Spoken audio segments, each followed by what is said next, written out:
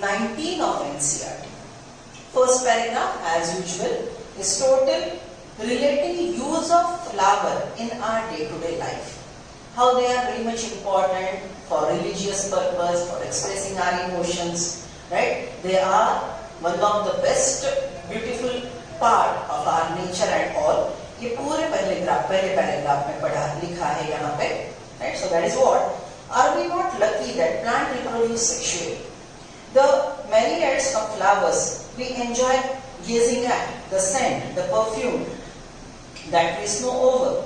These rich colors attract us. Are all these an aid of sexual reproduction? These are all. Why flowers are produced by the plant? Flower का definition ही हमने बार किया था. Flower is a modified shoot tip designed for sexual reproduction by angiosperms. See, all flowers plant show sexual reproduction, right? यहाँ पे मैं आपको बोलूँगी कि लिख लो angiosperm के main important points. Point number 1, angiosperms are flower-bearing plants.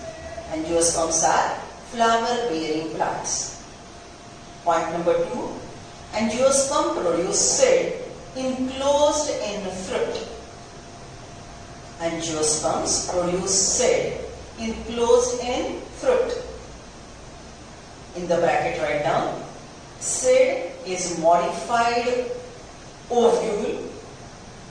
Seed is modified ovule. Fruit is ripened ovule. Fruit is ripened ovule. Bracket close. Angiosperms are having xylem with vessels. Angiosperms are having xylem with vessels. सब लोग लिख रहे हैं, please write down. And phloem with pseudotubes and companion cell. Phloem with pseudotubes and companion cell. Angiosperms show indirect pollination. Angiosperms show indirect pollination. Bracket में लिखेंगे आप. Indirect pollination मतलब pollen received by stigma. देखो pollination का definition ये है. Stamen total, stamen के anther ने पोलन ग्रेन बनाया. Pollen transfer from anther to stigma. Pollen transfer from anther to stigma. Pollination, right. So pollen grain stigma receive करता है और पोलन ट्यूब अंदर जाके यहाँ पे फर्टिलाइजेशन करवाती है, right. So pollen received by stigma is indirect pollination. Pollen directly received by ovule, जो हमने जिम्नोस्पर्म में सीखा था. Pollen directly fall on ovule, direct pollination, right. So gymnosperm की प्रॉपर्टी है डायरेक्ट पॉलिनेशन, एंजियोस्पर्म की प्रॉपर्टी है indirect pollination. Then double fertilization, one of the most important property of angiosperm, double fertilization. Double fertilization का formula हम यहाँ पे refer करेंगे plant day में. One more thing, highly reduced male gametophyte with 3 cells. Highly reduced male gametophyte with 3 cells. Next point, highly reduced female gametophyte. Highly reduced female gametophyte oblique embryo sac. Highly reduced female gametophyte oblique embryo sac is 7-celled 8-nucleated structure. Is a 7-celled 8-nucleated structure. Most dominant plant group,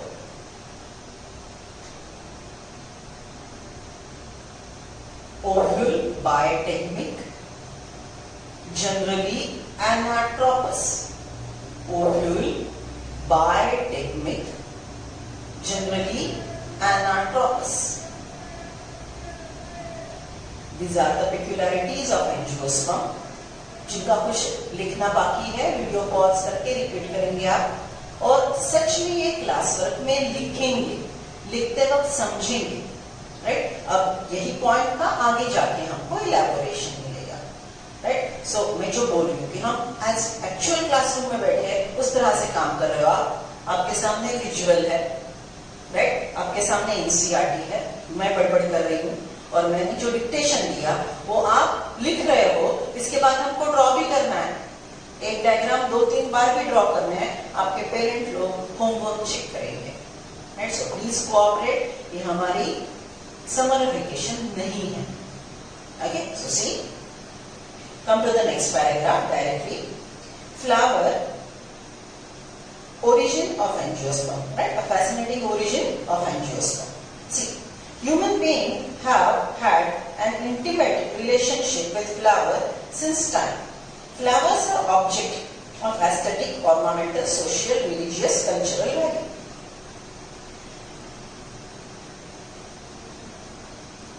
Okay, so many things are written. However, we use flower, right, for expressing our variety of emotions and all, right? Turn the page. See now, find out the names of 5 more flowers that are used in social and cultural celebration in our family. चलो बोलो। Actually, हमने morphology of angiosperm में बहुत सारे angiosperm के plant देखे हैं, right? Ornamental flower जो floriculture, आगे का क्वेश्चन ये है, what is floriculture? Cultivation of ornamentally useful flower is floriculture. Ornamentally useful plant is floriculture, जिसमें हम फ्लावर को मेनली ऑर्नामेंट बोलेंगे, बिजनेस स्ट्रेटेजी के अनुसार ग्रो करेंगे, ओके। तो फ्लावरिंग, हम जो बुके लाते हैं बाजार से, वो कौन से प्रकार के फ्लावर होते हैं? ट्यूलिप होते हैं, ट्यूबरोज, निशिगंध, right, then it might be roses, isn't it, right. Then there are different types of cycas के हम लीफ यूज करेंगे, फ्लावर्स नहीं यूज करेंगे। Roses, tuberoses, tulip, right, zerbera, okay, याद आ रहा है? These are all different types of flowers we use for ornamental purpose. वैसे बोले तो अभी आपको कम से कम 20-30 एंजियोस्पर्म प्लांट के बॉटनिकल नेम्स याद होने चाहिए। Solanum tuberosum, brinjal, solanum melongena, right. Then which are the different names, याद करो मॉर्फोलॉजी में।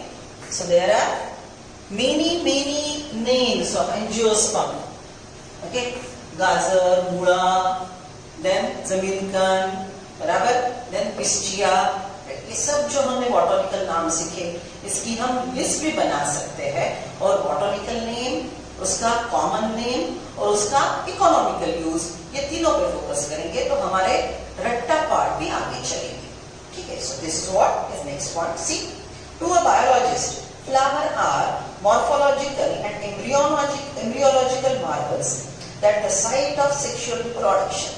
ये इतना ब्यूटीफुल फ्लावर प्लांट ने क्यों बनाया?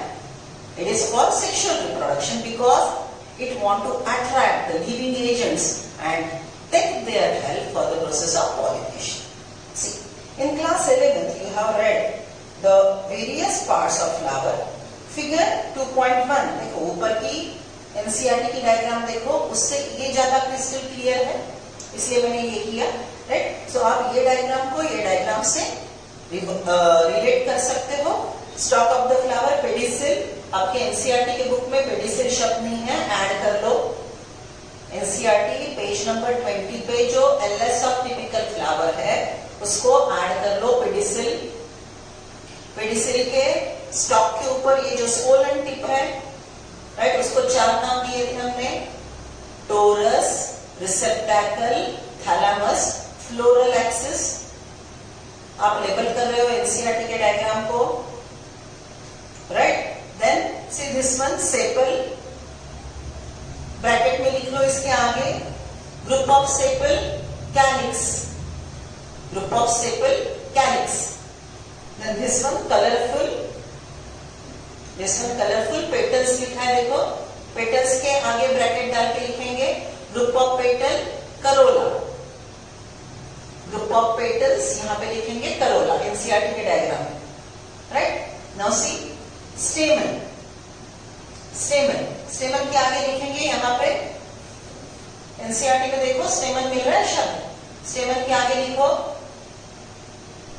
ऑब्लिक माइक्रोस्पोरोफिल, स्टेमन के आगे ऑब्लिक देके लिखो, यहाँ पे माइक्रोस्पोरोफिल हो रहा है ना बच्चों रिवीजन, और ब्रैकेट में लिखो ऑब्लिक के आगे माइक्रोस्पोरोफिल लिख के ब्रैकेट में लिखो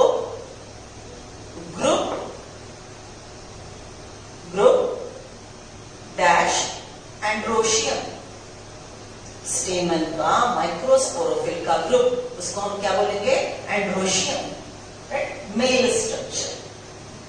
ओके, स्टेमन के ग्रुप को बोलेंगे एंड्रोशियम। अब उसके 3 पार्ट, एंथर, यहाँ पे ये डायग्राम में कनेक्टिव अच्छे से दिखाई नहीं दे रहा है, नेक्स्ट डायग्राम में देखेंगे। सो एंथर, कनेक्टिव, फिलामेंट, ये लेबल दे दो आप। Then female structure carpel, carpel को ऑब्लिक देके लिख रहे हो, carpel oblique megasporophyll, carpel oblique megasporophyll oblique pistil, PISTIL, pistil. In the bracket write down group dash gynoecium, group dash gynoecium. What it means? Group of megasporophyll, group of carpel, group of pistils means gynoecium. इसके 3 part, stigma, style, ovary, और ovary के अंदर draw किया है ovule. NCERT के diagram में ovary के अंदर ओव्यूल नहीं है, but this diagram is much better, right. यहाँ पे ओवरी के अंदर ओव्यूल, ओव्यूल का ये फ्यूनिकल, ये पॉइंट को हमने बोला था प्लासेंटा, राइट। ये ओव्यूल का एक इंटीग्यूमेंट, दूसरा इंटीग्यूमेंट, और अंदर का embryo sac, 7 cell 8 nucleated structure, ये पूरा होता है यहाँ पे। That's why I chose this diagram. चलो, सो एनसीईआरटी का एलएस ऑफ फ्लावर, बच्चों बोर्ड के एग्जाम में एक लॉन्ग क्वेश्चन आएगा LS of flower. Even 11th का फाइनल एग्जाम अगर आपके क्लास वालों ने कोरोना से बचने के बाद दे लिया तो वहां पे भी आएगा एलएस ऑफ फ्लावर। तो ये डायग्राम आपको अभी तक लर्न होना चाहिए, फिर भी आज के लेक्चर के बाद ये डायग्राम एक बार बिना देखे ड्रॉ कर लो, जिसमें ये पूरे लेबल्स आने चाहिए, right. So come to next one, see this is designed for sexual reproduction.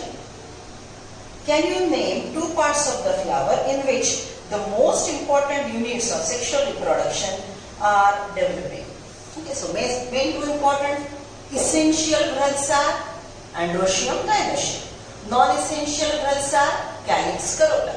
Right? अब यहाँ पे मॉर्फोलॉजी ऑफ एंजियोस्पर्म में हमने अलग-अलग प्लांट के नाम सीखे थे, फ्लावर के अलग-अलग प्रकार सीखे थे। याद आ रहा है कौन से फ्लावर के प्रकार सीखे थे? See complete flower, incomplete flower, bisexual flower, unisexual flower. Unisexual flower के 2 प्रकार, staminate flower, pistillate flower, right. Then अगर फ्लावर के पास सिर्फ कैलिक्स करोला है, राइट, उसके पास सेक्स ऑर्गन नहीं है, उसका एक नाम बोला था मैंने। इससे उल्टा भी और एक बोला था कि सिर्फ एंड्रोशियम गायनोशियम है और कैलिक्स करोला नहीं है, तो उसके भी नाम हमने सीखे थे। तो यहाँ पे थोड़ा ग्लॉसरी रेफर करेंगे आप। मॉर्फोलॉजी में हमने थोड़ी ग्लॉसरी की थी। ग्लॉसरी मतलब बॉटनिकल वर्ड, उसका मीनिंग और उसके एग्जाम्पल। बॉटनिकल वर्ड जैसे कंप्लीट फ्लावर, उसका meaning when all the 4 whorls are present, the flower is complete. उसके example hibiscus, mustard, right. Then ये चैप्टर में हम साल्विनिया वगैरह और फ्लावर के नेम्स देखेंगे जो कंप्लीट फ्लावर है। तो bisexual flower, complete flower, perfect flower, ये शब्द हमने सीखे थे मॉर्फोलॉजी में। और पॉलिनेशन के प्रकार के लिए वही शब्द हम ये चैप्टर में यूज करेंगे, इसलिए 11th में हमने ग्लॉसरी बनवाई थी। जिनके पास नहीं है, अभी आपके पास फुर्सत है, ग्लॉसरी आप रिवाइज कर सकते हो, लिख के मुझे पर्सनल पे डाल सकते हो। I will help you in preparing your glossary. So glossary में मेनली फ्लावर को फोकस करो, उससे रिलेटेड टर्मिनोलॉजी लर्न कर लो along with examples. I repeat, along with example. Right? So this is structure of the flower. Now we are proceeding for main reproductive cells, that is androecium and gynoecium. इसकी development कैसे होती है? So last lecture में हमने flower bud condition में है, बड condition में छोटा सा एंथर ग्रो हो रहा है, राइट? छोटे एंथर को फिलामेंट, फिर एंथर का टीएस वो ग्लोबुलर रहेगा, उसके पास एपिडर्मिस रहेगा, राइट? अंदर के मास ऑफ सेल और उसके अंदर स्पोरोजिनस टिश्यू डेवलप होंगे और पूरा माइक्रोस्पोरोजेनेसिस और माइक्रोगैमेटोजेनेसिस की प्रोसेस हमने सीखी थी, उसी को रिलेट करके हम अभी एनसीईआरटी पढ़ रहे हैं।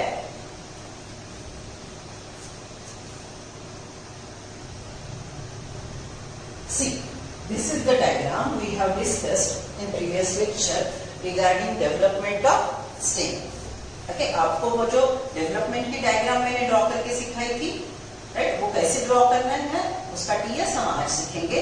This is what is diagram on page number 21 2.2। चलो लेबल देखो, दिस इज एंथर, एंथर का ये टोटल स्ट्रक्चर, ये एक लोब दूसरा लोब, दो लोब एक दूसरे को जुड़े हैं कनेक्टिव से, sterile strip of tissue connecting to anther lobe connective, ये ट्यूबुलर स्ट्रक्चर फिलामेंट। ये एंथर का अगर हमने ट्रांसवर्स सेक्शन लिया तो हमको यहाँ पे दो लोब नजर आएंगे, ये एक लोब ये दूसरा लोब, ये पूरा कनेक्टेड है यहाँ पे। सो ये टिश्यू है sterile strip of tissue connective, यहाँ पे टीएस में हमने वेन वेस्कुलेचर, राइट, वेस्कुलर स्ट्रैंड्स बताए थे। एक लोब के अंदर ये एक पोलन चेंबर, ये दूसरा एक pollen chamber, pollen sac, right, यहाँ पे दो, एक लोब के अंदर दो, दूसरे पोलन के अंदर दो pollen sacs. So this is what pollen sac का और एक शब्द हमने यूज किया था microsporangia, right? So each lobe has 2 microsporangia, total bilobe structure is a tetrasporangiate, right? Okay, so let us read the NCERT. I am on page number 20. Pre-fertilization, structure and events. Much before the actual flower is seen on a plant, the decision that the plant is going to flower has taken place. Several hormones and structural changes are initiated which lead to the differentiation and further development of floral primordia. बच्चा चलो बहुत अच्छे से सुनोगे। See, this is what is normal shoot growing. ये shoot का apical meristem, right? यहाँ पे नीचे होते हैं young leaf, leaf primordia, okay, apical meristem, leaf primordia, leaf primordia से हमको मिलेगा लीफ। अब ये शुट टिप मॉडिफाई होके फ्लावर बनेगा, उसके लिए प्लांट को क्या क्या चाहिए? सबसे पहले plant should mature, so that it should have those hormones which will convert modified, which will convert this normal shoot tip into modified reproductive shoot tip. उसके लिए प्लांट मैच्योर चाहिए, हार्मोनल लेवल उसके मैच होने चाहिए। Along with that plants are seasonal breeders, some plants are seasonal breeder, मतलब winter में flowering होगा, summer में फ्लावरिंग होगा, या कुछ प्लांट को पर्टिकुलर सालों के बाद फ्लावरिंग शुरू होता है, तो they are throughout the year flowering, okay, more or less, but पूरे साल फ्लावरिंग होता है। सो ये जो नॉर्मल वेजिटेटिव शुट टिप है, ये रिप्रोडक्टिव शुट टिप कन्वर्ट करने के लिए, मॉडिफाई करने के लिए प्लांट का age, hormonal balance, season, right, and variety of stimulus are required. Okay, ये पूरी बात हम करेंगे प्लांट ग्रोथ में। ये जब स्टिम्युलस प्लांट को मिलते हैं तो normal vegetative shoot tip modified to reproductive should tip, and that is what is written in this line. I read, much before the actual flower is seen on a plant, The decision that the plant is going to flower has taken place. आपको जब plant पे बड और flower दिखता है, उसके कुछ दिन पहले ही प्लांट ने डिसीजन लिया है कि अब ये नॉर्मल शूट टिप को हमको नॉर्मल शूट टिप को हमको मॉडिफाइड सेक्सुअल रिप्रोडक्शन के लिए बनाने वाला रिप्रोडक्टिव टिप बनाना है, फ्लावर बनाना है। ये डिसीजन प्लांट ने पहले ही लिया। Several hormones like florigen, several hormones like florigine and structural changes are initiated which lead to the differentiation and further development of flower primordia. What is flower primordia? Very young structure which develop into flower bud. Very young structure which develop into flower bud and flower bud further modified to flower. Right? Check next one. Inflorescence are formed which bear the floral buds.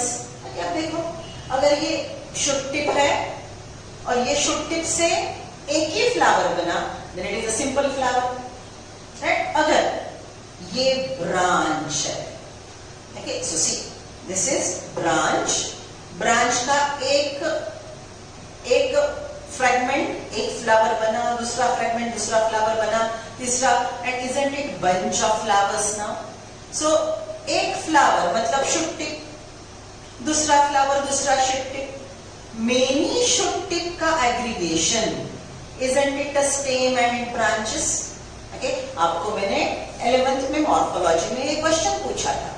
One flower is modified shoot tip of single shoot. Right? What is inflorescence?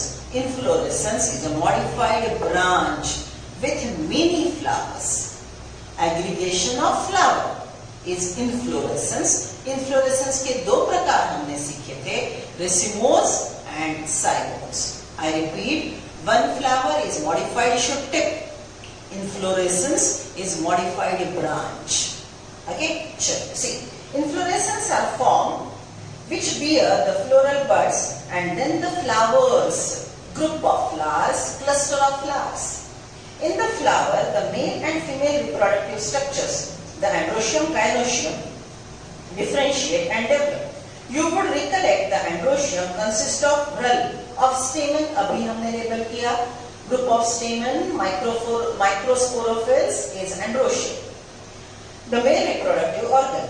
Gynoecium represent the female reproductive organ, group of carpel, pistils or megasporophyll. Page number 21. Stamen, microsporangia and pollen grain. Figure 2.2a shows two parts of a typical stamen, stalk called filament and a terminal, generally bilobed structure called anther.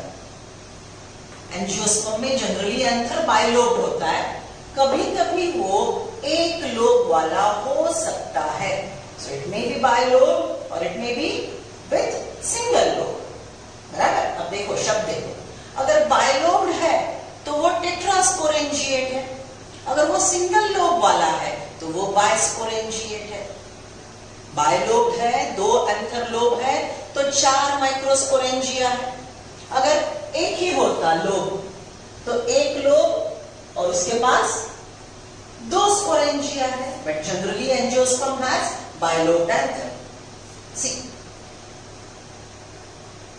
The proximal end of the filament is attached to thalamus. Proximal शब्द को underline करो. Right? अभी जो हमने flower की diagram सीखी थी, अभी जो हमने फ्लावर की डायग्राम देखी, फिर से बताती हूं. सीरियस, मैंने इसके पहले भी बोला था, proximal and distal end. Proximal मतलब नजदीक, नजदीक किसके? बेस के. सो ये पूरे फ्लोरल ढल को सपोर्ट कौन दे रहा है? थैलेमस. तो थैलेमस के नजदीक, सबसे नजदीक कौन है? ओवरी. राइट? ओके. फिर है ये फिलामेंट. देखो ये फिलामेंट पूरे यहां तक आके यहां पे मर्ज हो रहे हैं. सो थैलेमस के नजदीक कौन है? Filament.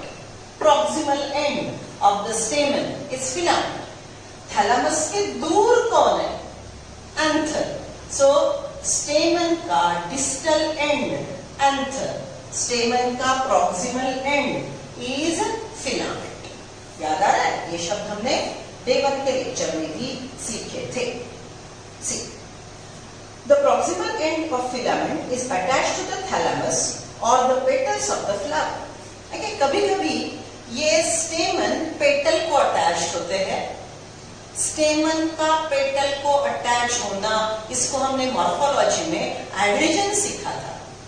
स्टेमन attach to stamen is cohesion. Stamen attached to different valve is adhesion. और stamen attached to petal, इसके लिए हमने एक शब्द सीखा था epipetalous.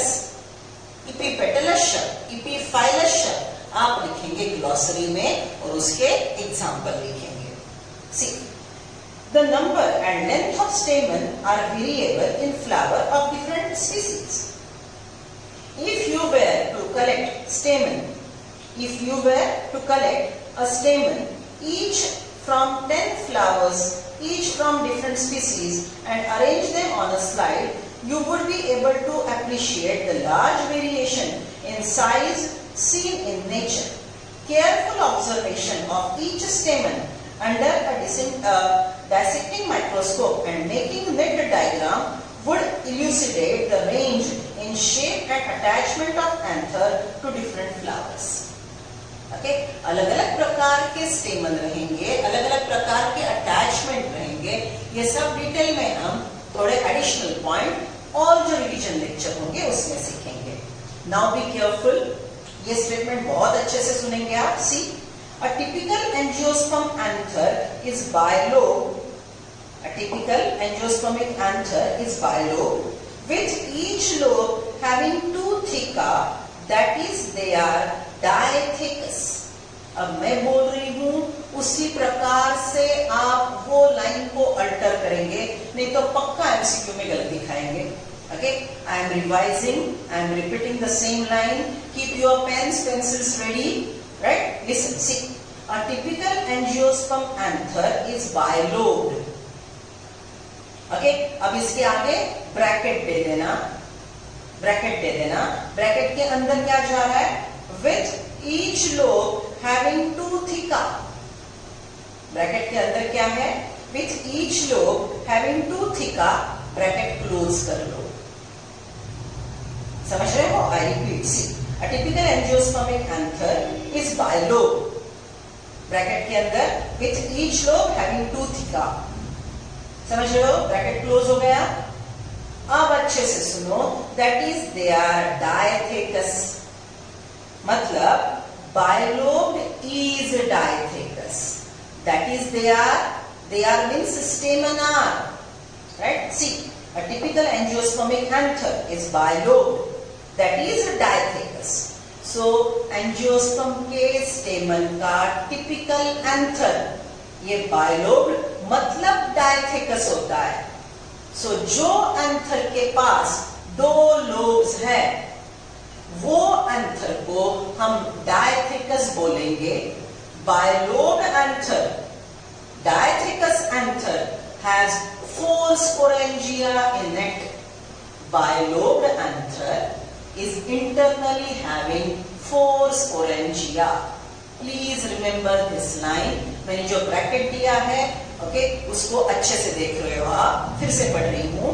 A typical angiosperm anther is bilobed in the bracket with each lobe having two theca, bracket close. That is, they are diathecous. So angiospermic anther is bilobed, that is diathecous. Often a longitudinal groove runs lengthwise separating the theca. दो theca को, दो lobes को separate करने वाली lengthwise line रहेगी, which makes the two things separate. See this diagram. I am reading again. Often a longitudinal groove runs lengthwise. देखो ये पूरा ये lengthwise groove है. Okay, groove है. A longitudinal groove म्हणजे खोलगट भाग, sunken area. A longitudinal groove runs lengthwise separating two theca. Let us understand the various types of tissue and their organization in transverse section of an anther. The bilobed nature of anther is very distinct in transverse section of an anther. The anther is four-sided tetragonal structure consisting of 4 microsporangia located at the corners, two in each lobe. एक lobe में 2 microsporangia, दूसरे lobe में दूसरा microsporangia. Right? See, the microsporangia develop further and become pollen sac. ये जब very young condition में है तो इसको हम माइक्रोस्पोरेंजिया बोलेंगे. जब वो मैच्योर होके पोलन बनाएगा, so microsporangia will grow. Microsporangia develop further and become pollen sacs. They extend longitudinally all through the length of the anther and are packed with pollen grain. मैंने आपको लास्ट लेक्चर में बोला था कि transverse section और length wise section दोनों पकड़ना है. ट्रांसवर्स सेक्शन में आपको सिर्फ ये राउंड स्ट्रक्चर मिलेंगे, लेकिन ये एक्चुअली पूरा लेंथ वाइज अंदर तक है. Right? These sporangia are present along the lengthwise and packed with many microsporangia. Why many microsporangia? Because these microsporangia will be developing microspore. Microspore become pollen grain and pollens are released for pollination. Pollination living agent करेगा, non living agent करेगा, लेकिन pollen grain stigma पे जाके गिरने की guarantee नहीं है. तो वो कंडीशन में प्लांट बहुत अबंडेंट नंबर से माइक्रोस्पोर बनाएंगे ताकि वेस्टेज लॉस कॉम्पेंसेट हो जाए.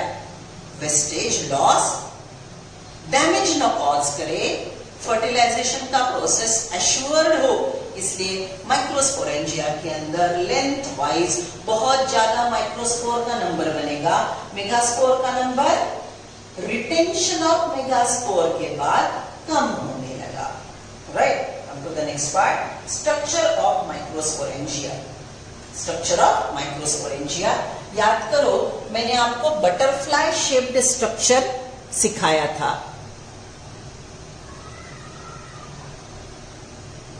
See this diagram. Come to the next page of NCERT. Diagram number 2.3. Can you relate the diagram? पहले डायग्राम में ग्रोइंग एंथर का टीएस बताया है ए डायग्राम में. बी डायग्राम में वही जो पहला वाला डायग्राम है उसका मैग्नीफाइड सेक्शन बताया है.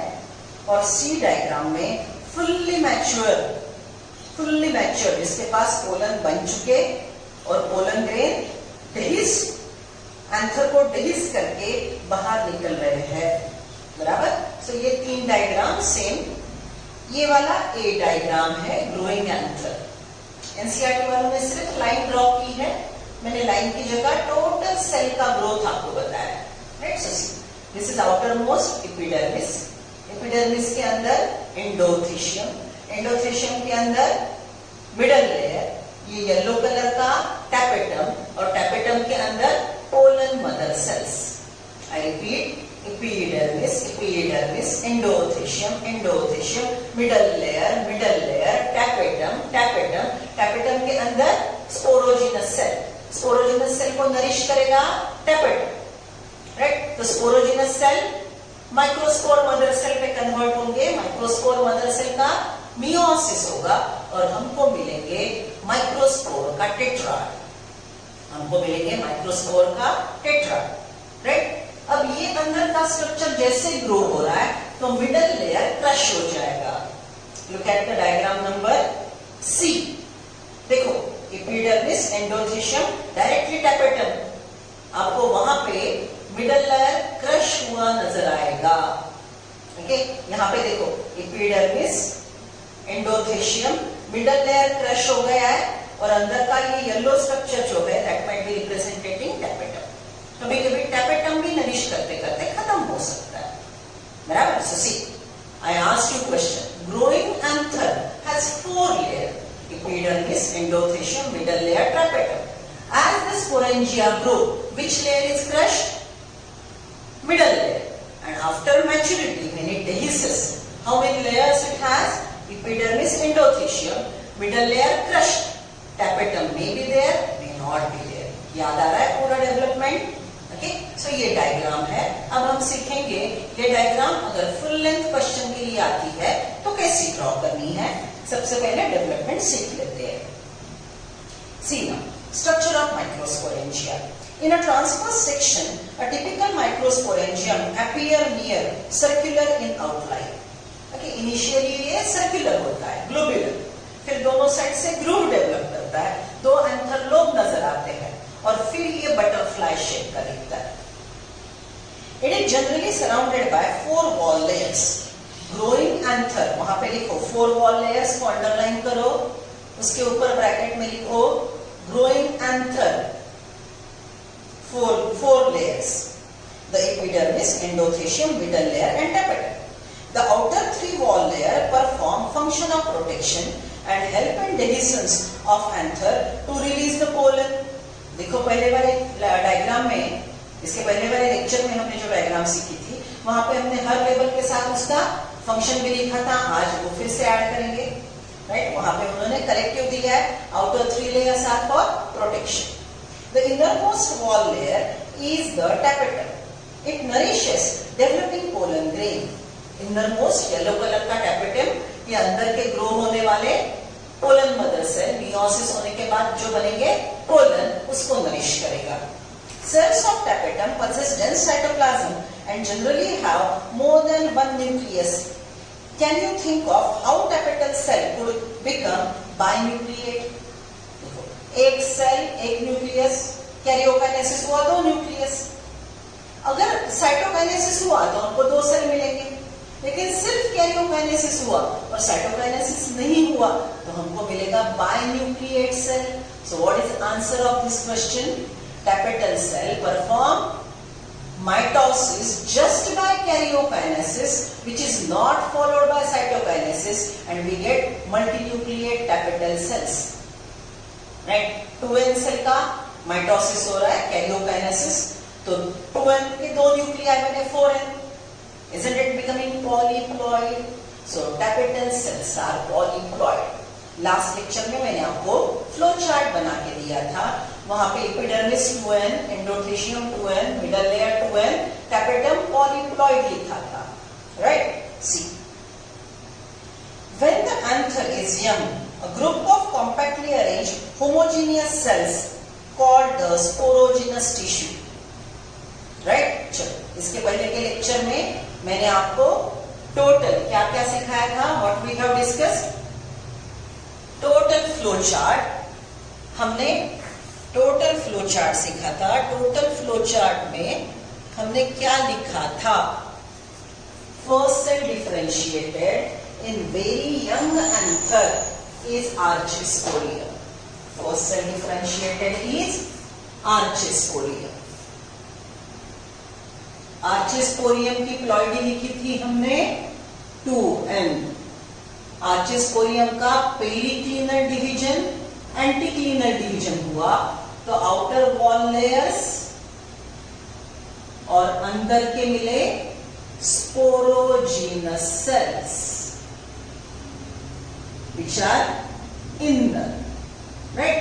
ये आउटर वॉल लेयर्स हमको 3 मिले, endothecium, middle layer and tapetum. कौन सा लेयर मैंने यहां पे नहीं लिखा? एपिडर्मिस, जो पहले से एग्जिस्ट करता है. Epidermis already present around young anther.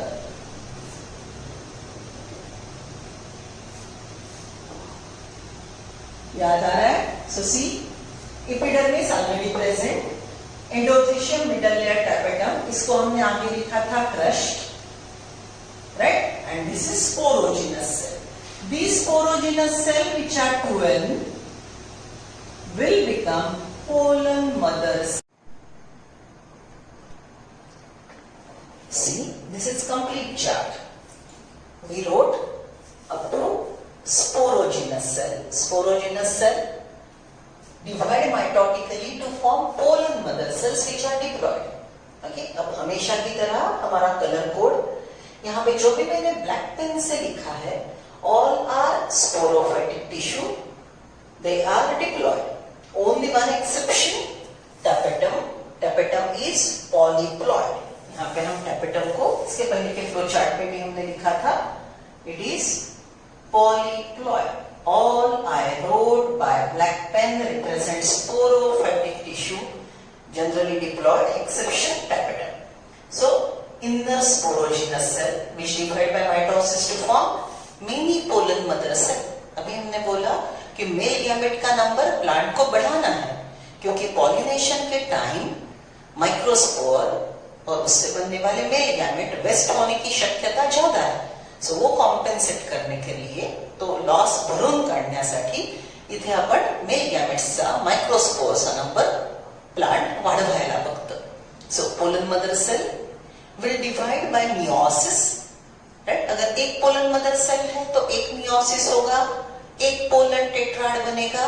One pollen tetrad consist of 4 microspore. If here are 100 pollen mother cell, there will be 100 meiosis, giving you 400 pollen, right? Group together 100 pollen tetrad, बराबर. So यहाँ पे हमको अगर calculation का question आता है तो आप लोगों ने क्या लिखना है, जो 11 के सेल डिवीजन चैप्टर में हम पहले भी लिख चुके हैं. Okay, write on this formula again. Cell division chapter पे मैंने आपको वहां पे लिख के दिया था, use this formula while studying reproduction in plant in 12th. Okay, वो फॉर्मूला फिर से लिख लो, मैं डिक्टेट कर रही हूँ. Write down. Number of pollen mother cell is equal to number of meiosis. जितने पोलन मदर सेल है उतने मियोसिस होंगे. Number of pollen mother cell equal to number of meiosis, formula number 1, right. उसी को आगे लिख लो, is equal to number of pollen tetrad.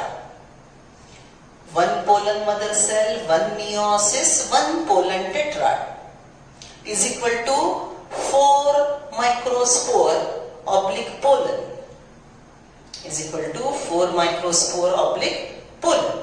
एक पोलन मदर सेल एक मियोसिस करेगा तो 4 माइक्रोस्पोर बनाएगा. लिख लिया फॉर्मूला, राइट. ओके, अब आगे चलते. चलो, हमारे पास यहाँ पे 4 माइक्रोस्पोर है. उसमें का अगर हमने एक कंसीडर किया, we are considering 1 microspore. 1 microspore undergo 1 mitosis to form 1 vegetative cell and 1 generative cell, right. Okay, then this vegetative cell is not going for mitosis. It is showing no division. इसका division नहीं होगा. But generative cell will go for a second mitosis to form 2 male gametes. बराबर. Okay, अब आगे जाके हम देखेंगे कि वेजिटेटिव सेल की एंटाइम के अंदर ये 2 मेल गैमेट्स हैं. मतलब ये टोटल स्ट्रक्चर वेजिटेटिव सेल और 2 मेल गैमेट, ये टोटल स्ट्रक्चर रहेगा 3 sailed pollen, right. Okay, so this is what is total development of 2 male gametes. Calculation के लिए फिर से हम ध्यान में रखेंगे, एक माइक्रोस्पोर हमको 2 मेल गैमेट देता है.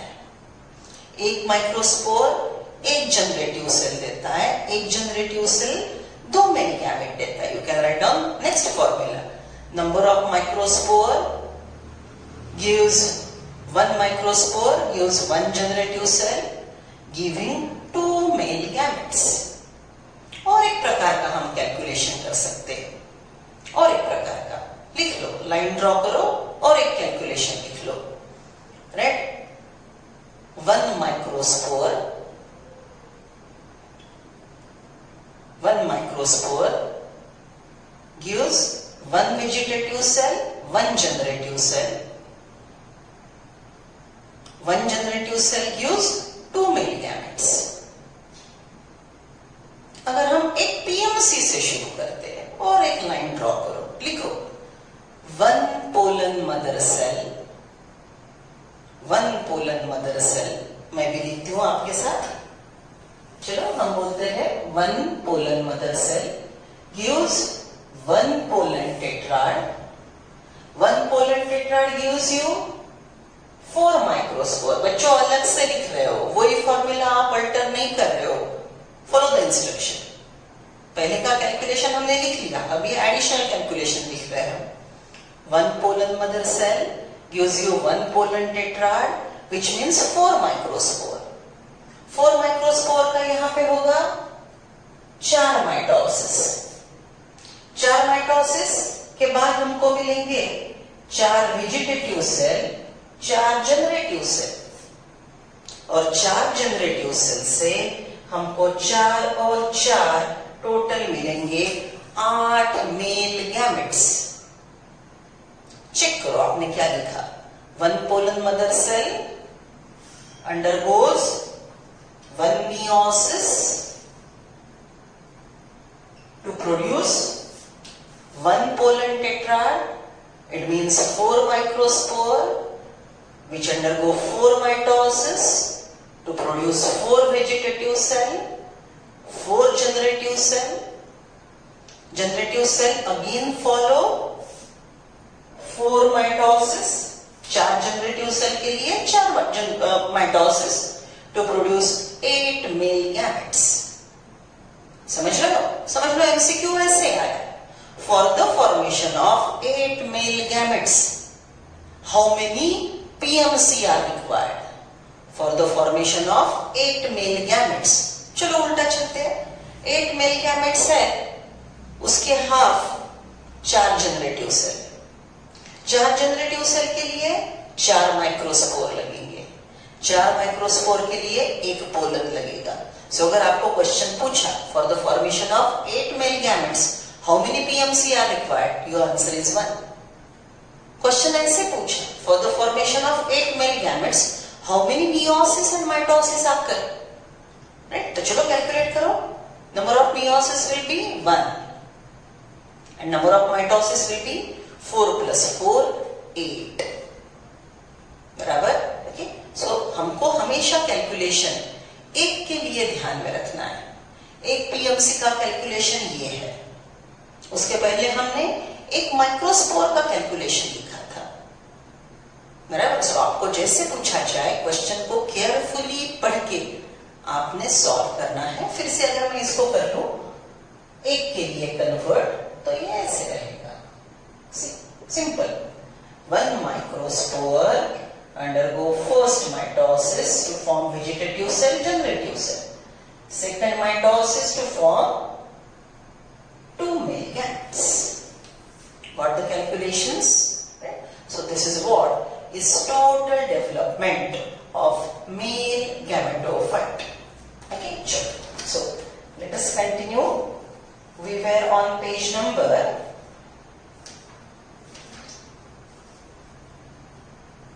21. Right? So, structure of microsporangium. In transverse section, a typical microsporangium appear near circular in outline. It is generally surrounded by 4 wall layers: epidermis, endothecium, middle layer, tapetum. Already existing epidermis, endothecium, middle layer, tapetum. How many layers develop from archosporium? Endothecium, middle layer, tapetum. Which layer doesn't develop from archosporium? Epidermis. This word archosporium is the first cell differentiated in the growing anther. ये बस एक शब्द मैंने additional आपको सिखाया. The outer 3 wall layers perform the function of protection and help in dehiscence of anther. Epidermis is for protection. Endothecium is for dehiscence. Middle layer is crushed, so act as nutritive tissue. Tapetum is providing nutrition for developing microspore mother cell PMC as well as developing pollen. The innermost wall layer is tapetum. It nourishes developing pollen grain. Cells of the tapetum possesses dense cytoplasm and generally have more than 1 nucleus. Can you think of how tapetum cell could become binucleate? By repeated mitosis which involve karyokinesis, not followed by cytokinesis. When the anther is young, a group of compactly arranged homogeneous cells called sporogenous tissue occupies the center of each microsporangium. हमने position देख लिया. Total बाइलोड structure में 4 sporangia, right, जो ऐसे total रो में develop होंगे. Microsporogenesis, development of microspore from PMC. Microsporogenesis, as anther develop, the cells of sporogenous tissue undergo meiotic division to form microspore tetrad. What would be ploidy of cell of a tetrad? Tetrad के एक cell की ploidy haploid, tetrad की ploidy haploid. Please note, ploidy is always of one cell. Microspore tetrad, pollen tetrad is group of 4 cell. लेकिन जब question पूछा जाएगा ploidy पे तो हमेशा एक ही सेल की कंसीडर की जाएगी. So ploidy of pollen tetrad is haploid. Ploidy of one cell of tetrad is again haploid. Come to next page number 22. As each cell of sporogenous tissue is capable of giving rise to microspore tetrad, each one is a potential pollen or microspore mother cell. Sporogenous tissue become potential pollen mother cell. The process of formation of microspore from pollen mother cell PMC through meiosis is called microsporogenesis. Look at this bracket I made. देखो ये green colour का pen. Pollen mother cell से microspore बनने की process, इसको हम क्या बोलेंगे? माइक्रोस्पोरोजेनेसिस. और एक पॉइंट नोट करेंगे हम, in plant meiosis occur for spore formation. Maybe microspore, maybe megaspore, or maybe simple spore if the plant is homosporous. So कौन सी बॉटम लाइन ध्यान में रखेंगे हम? स्टार पॉइंट प्लांट डी में भी लिखा था, यहाँ पे भी रिवाइज करेंगे. In plants meiosis occur for sporogenesis. Maybe microsporogenesis, maybe megasporogenesis. In animals, ये अगर गैमेट का मदर सेल है तो डायरेक्टली गैमेट मिलते हैं. एनिमल में स्पोर और गैमेटोफाइट ये प्रकार एग्जिस्ट नहीं करता. So in animal meiosis occur for gametogenesis, right? Chalo, next one. The microspore, as they are formed, are arranged in a cluster of 4. The microspore tetrad. As the anther mature and dehydrate, the microspores dissociate from each other. जैसे ही dehydration होगा तो ये 4 का जो group है, ये 4 का group ये छूट जाएगा, राइट? अगर अब हम माइक्रोस्पोर की डायग्राम उतारते हैं, right? So if we are drawing that diagram, then the structure will be like this. आप मेरे साथ ड्रॉ कर रहे हो. माइक्रोस्पोर के ग्रुप को हम बोलेंगे 4 माइक्रोस्पोर टेट्राड. एनसीईआरटी पे पेज नंबर 23 पे डायग्राम है, 2.5 डायग्राम. देख लो पहला पोलन टेट्राड, राइट? यहाँ पे 4 सेल उन्होंने बताया है. पोलन टेट्राड के 4 सेल बताए हैं. एक कॉमन वॉल में यहाँ पे इन्होंने ऐसे 4 सेल बताए हैं. लेकिन एक्चुअल अगर इसका डायग्राम बताना है तो इसको बोलते हैं tetrahedral tetrad. This is tetrahedral tetrad. ये डायग्राम एक्चुअली ऐसा होगा, ये कॉमन वॉल, उसके अंदर ये ग्रुप ऑफ 4 और ये इस प्रकार से अरेंज रहेंगे. ये 1, ये 2, ये 3 और ये वाला चौथा. ये रहेगा यहाँ पे 4th वन. एनसीईआरटी वालों ने सिंपल डायग्राम ड्रॉ किया है, लेकिन ये शब्द आपने ध्यान में रखना है. Generally in angiosperm tetrad show tetrahedral symmetry. बराबर? सो ये tetrahedral tetrad, this is tetrad, ये डायग्राम. अब टेट्राड में का अगर हम एक माइक्रोस्पोर देखते हैं, this one, so how it will be? It will be it's exine. हमने 3 जगह इसको इरेज किया था, right? And it will be it's एंटाइन. area where exine is absent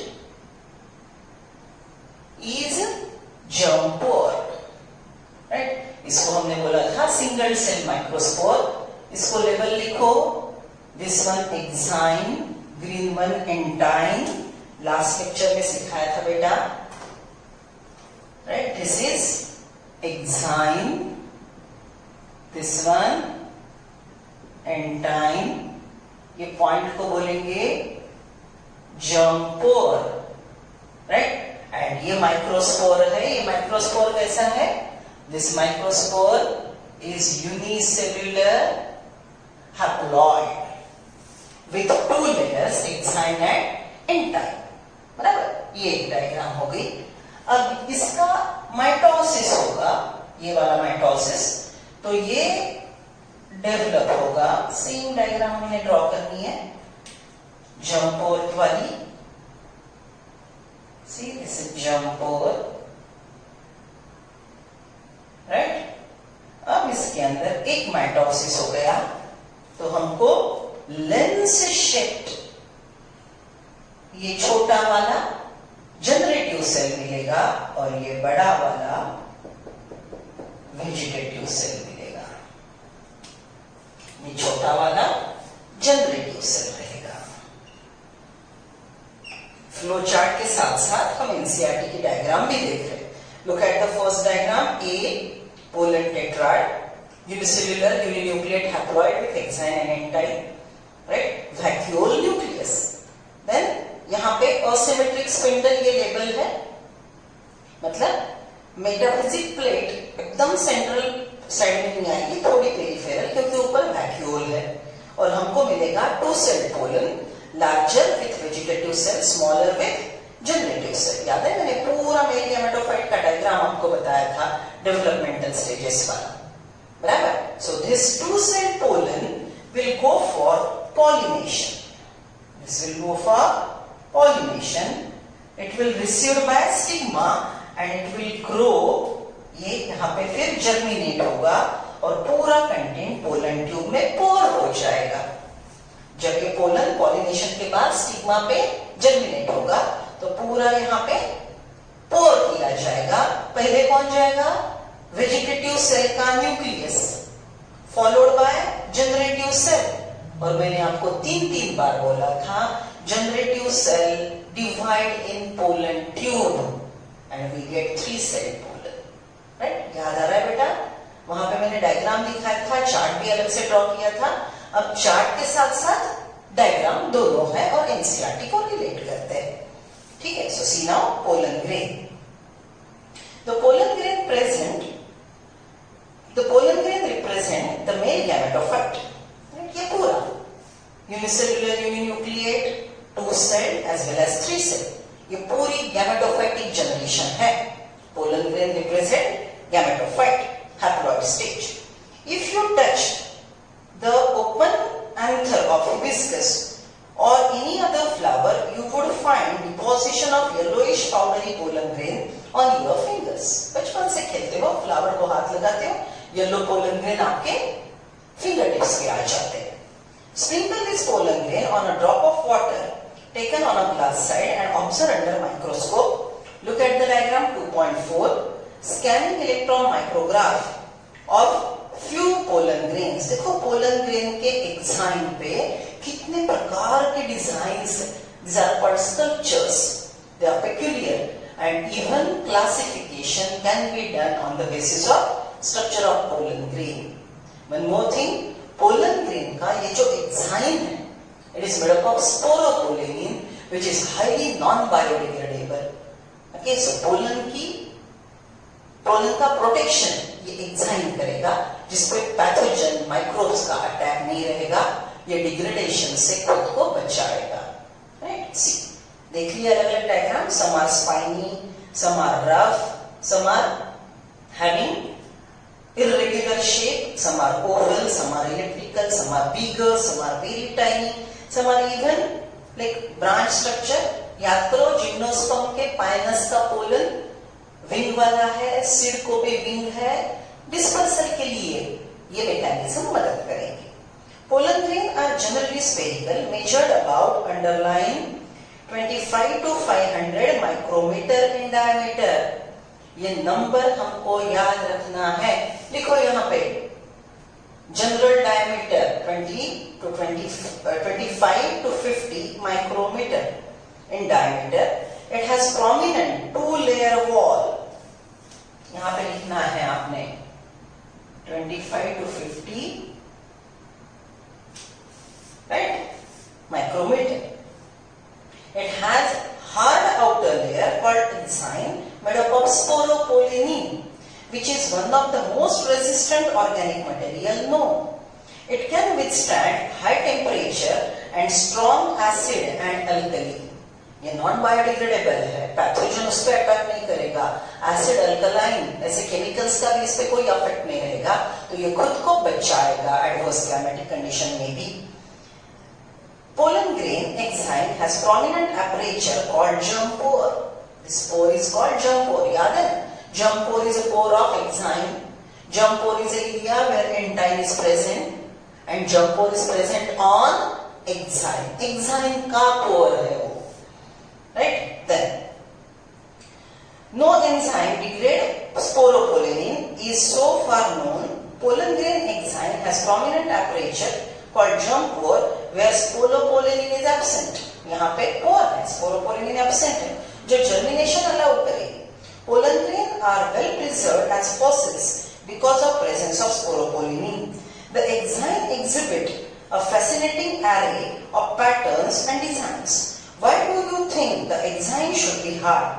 What is function of germ pore? Enzyme is hard for protection, and germ pore allows enzyme to grow out for germination of pollen when it get deposited on receptive stigma.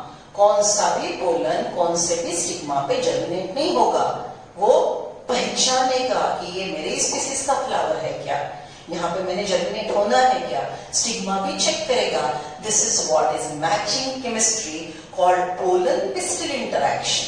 Pollen get deposit on stigma pistil, they interact with each other, and if they are of same species, then only the pollen is allowed to germinate on that particular stigma. The inner wall of pollen grain is called entyme. Entyme is made up of pectin and cellulose, pectocellulosic. It is thin and continuous layer made up of cellulose and pectin. It is made up of cellulose and pectin. Diagram देख लो, enzyme, entyme, germ pore.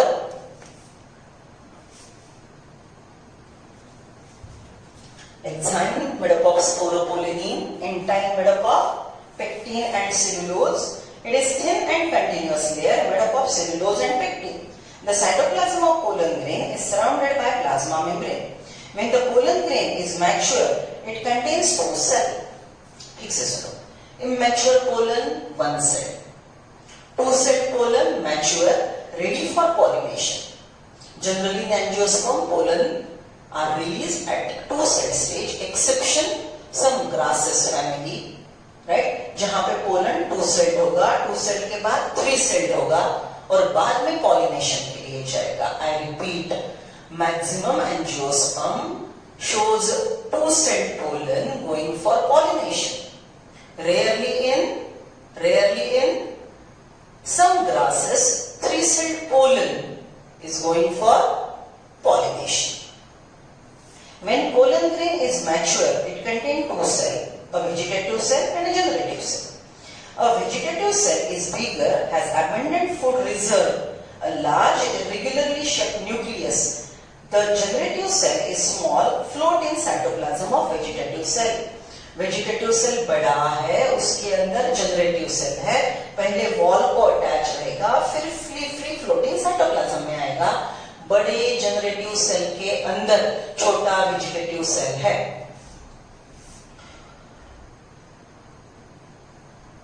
It is spindle shaped, ये spindle shaped है, lens shape भी बोलते हैं.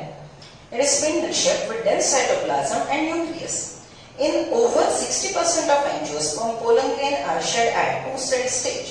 In the remaining species, the generative cell divides mitotically to give rise to 2 male gametes before pollen grain are shed 3 cell. कुछ angiosperm में, grasses में 3 cell stage पे pollen pollination करेगा.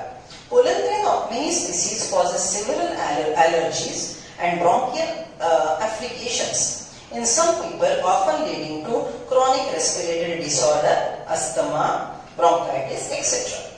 It may be mentioned that Parthenium, Gazargavat, Congress grass, or carrot grass that come into India as a contaminant with imported wheat has become ubiquitous in occurrence and cause pollen allergy.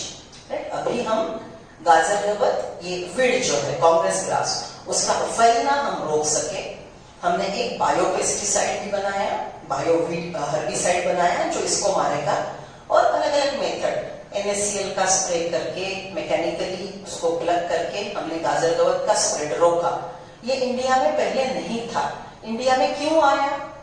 क्योंकि America से हमने जो wheat import किया था उसके अंदर इसके seeds थे और हमारा क्वारंटाइन बड़ा पुअर था। Right now we are doing quarantine, मतलब we are not allowing corona to travel from one place to other place. Okay, that is quarantine, checking. So America से ये सीड गलती से हमारे पास आ गया और इंडिया में बहुत स्प्रेड हो गया। जब इसके फ्लावर्स आते थे तो बहुत लोगों को इसके पोलन ग्रेन एलर्जीज क्रिएट करते थे। Pollen grains are rich in nutrient, reserve food जो है उनके पास। It has become a fashion in recent years to use pollen tablet as food supplement in Western countries, as large number of pollen products in the form of tablets and syrups are available in market. Commercial use. Pollen consumption has been claimed to increase the performance of athletes and race horses. More precise, they are useful for athletes and fast runner horses. Once they are shed, pollen grain have to land on a stigma before they lose viability. Anther से pollen grain निकल गया, जो भी pollinating agency है उसके पास साथ travel करेगा, मरने से पहले उसके स्टिग्मा पे डिपॉजिट होना है, नहीं तो वेस्ट गया। How long do you think the pollen grain retain viability? कितने दिन ये जिंदा रहेगा? The period for which pollen grain remain viable is highly variable and to some extent depend on prevailing temperature and humidity. कौन सा species का plant है, कौन से क्लाइमेटिक कंडीशन में ग्रो होता है, क्या टेम्परेचर को एक्सपोज होता है, वो कंडीशन में एयर की ह्यूमिडिटी क्या है, these are the factors which are regulating the viability period of the pollen grain. In some cereals such as rice, wheat, pollen grain lose viability within 30 minutes of their release, and in some members of Rosaceae, Leguminaceae, Solanaceae. ये family के name Solanaceae, Leguminaceae 11th में हो चुके, Rosaceae ध्यान में रख सकते हो। Rosaceae, Leguminaceae, Solanaceae, they maintain viability for months. You have heard of storing semen, sperm of many animal, including human, for artificial insemination. It is possible to store pollen grain of large number of species for years in liquid nitrogen. Cryopreservation का process -196 degrees. Such stored pollen can be used as pollen banks similar to seed banks in crop breeding programs. Right? So हम ये pollen को preserve करके रख सकते हैं. So here we completed process of microsporogenesis and megasporogenesis. Right? So कल जो मैंने माइक्रोस्पोरोजेनेसिस की आपको पूरी डायग्राम बताई थी वो आप फिर से एक बार देख लो। In next lecture we'll go for study of megasporogenesis.